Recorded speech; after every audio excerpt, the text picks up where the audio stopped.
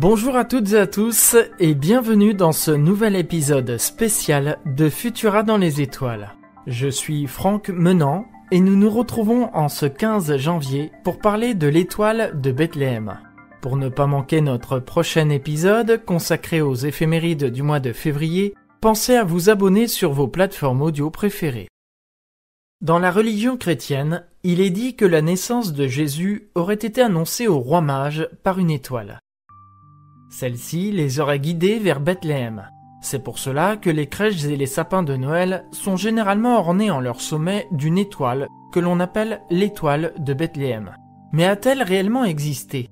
Depuis des siècles, les astronomes tentent de trouver une explication rationnelle à ce phénomène rapporté dans les écrits religieux.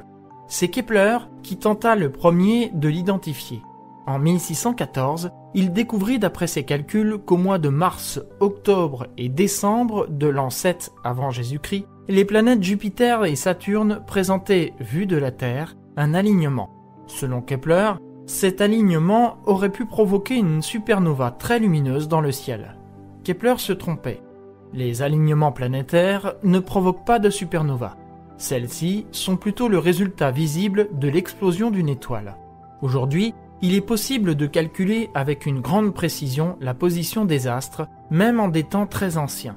Il ressort de ces calculs que les rapprochements signalés par Kepler n'avaient rien d'extraordinaire, car la distance entre Jupiter et Saturne vue depuis la Terre était 2 fois le diamètre de la pleine Lune. Impossible de confondre les deux planètes en une étoile. D'autres alignements semblables ont été rapportés comme pouvant être potentiellement confondus avec une étoile, notamment une série de conjonctions entre Jupiter, Régulus et Vénus qui se produisirent en l'an 2 avant Jésus-Christ. Tout semblait coïncider. Les rois mages auraient observé un premier alignement en juin. Les deux planètes et l'étoile auraient été tellement proches qu'à l'œil nu, ils auraient pu percevoir un point très brillant dans le ciel. Les rois mages auraient pris la direction de l'étoile et marché vers Jérusalem. 4 mois plus tard, en octobre, la conjonction se reproduisit, ce qui permit aux rois mages de finir leur voyage jusqu'à Bethléem. Néanmoins, cette hypothèse est mise à mal par 2 points. Nuit après nuit, les planètes Jupiter et Vénus, ainsi que l'étoile Régulus, se sont éloignées, provoquant la disparition de ce que les rois mages prenaient pour une étoile. Ces alignements eurent lieu après la mort du roi Hérode. Or, c'est lui qui envoya les rois mages à Bethléem pour offrir de l'or, de l'encens et de la myrrhe à l'enfant Jésus, d'après les textes.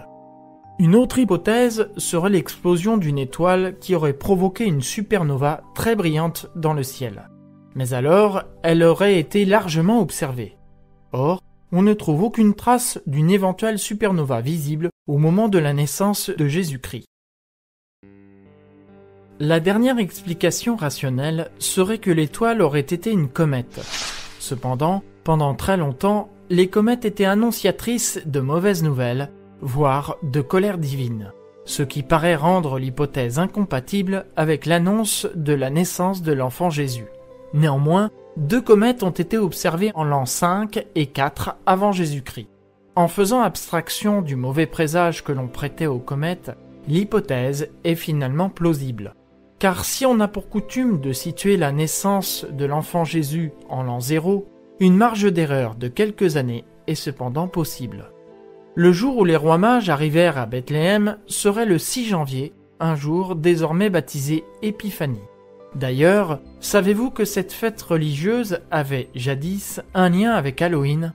Comme expliqué dans le podcast AstroZoom du mois d'octobre 2021, pour les Celtes, le 31 octobre marquait la transition entre l'été et l'hiver, de la lumière à l'ombre et de la vie au trépas.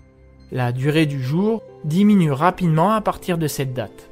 Au contraire, l'épiphanie était une fête des lumières.